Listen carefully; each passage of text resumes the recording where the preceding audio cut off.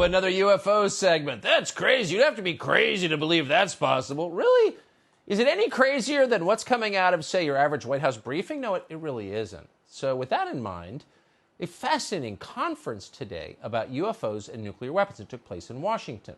At it, a U.S. Air Force captain called David Shindeli said he was part of an incident in which a UFO disabled 10 nuclear ICBM missiles. Here's part of what he said.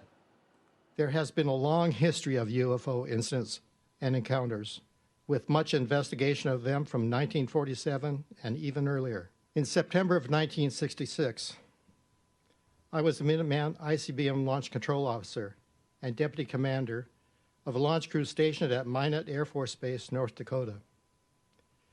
I was involved in a UFO incident at that time where a flying object tampered with and took down a total of 10 nuclear-tipped ICBM missiles by rendering them unlaunchable.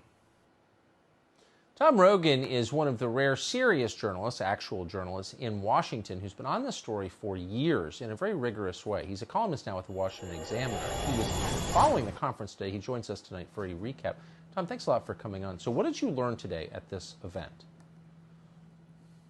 Thanks, Tucker. Yeah, I think the key point here is that although these gentlemen have been telling their stories for a while, now they are doing it in a fashion where they can finally be taken seriously by more people. And fortunately, there weren't that many journalists there today, but there were more perhaps than there have been. I think the key point, though, is that people with some of the highest security clearances at the height of the Cold War for the U.S. Air Force, multiple different individuals at multiple different sites across a period of decades, say that UFOs interacted with nuclear weapons platforms and either rendered them inoperable or took them offline.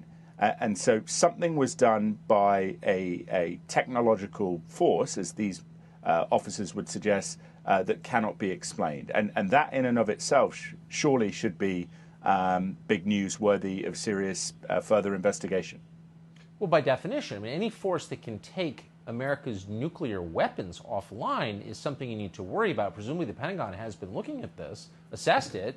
Have they given any indication of what they think happened?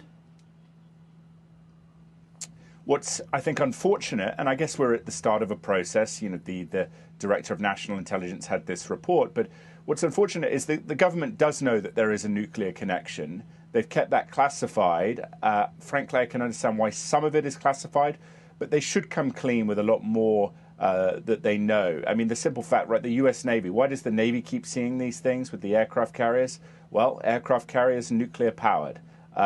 Why do submarines see them? Nuclear connection. This nuclear missile incidents from the Cold War, there's credible testimony from a great historian on this, Robert Hastings, who wrote a book, UFOs and Nukes, to suggest that the Soviets had similar experiences. Yes. Something is going on here. It's not America, it's not China, it's not Russia, and we need to get a grip and take it seriously instead of laughing it off as an issue for crazy people.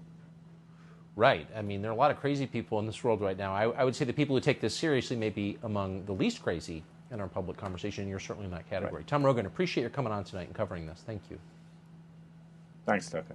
Hey, Sean Hannity here.